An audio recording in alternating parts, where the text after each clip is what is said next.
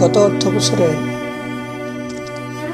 টিকা দান কর্মসূচির প্রায় ৯,০০০ কোটি টাকা মেরে খেয়েছে ইউনূস গংরা, যে কারণে বাংলাদেশে বর্তমানে কোনো ধরনের টিকাই নেই বলতে গেলে।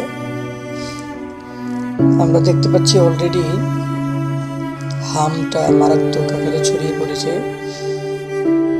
শতাধিক শিশুর মৃত্যুর খবর পাওয়া গেছে, আরও অনেকেই হাসপাতালে ভর্তি রয়েছে। হয়তো তাদের মধ্য থেকেও মৃতের সংখ্যা আরও বাড়বে। এদিকে অন্যান্য রোগের টিকাও নেই।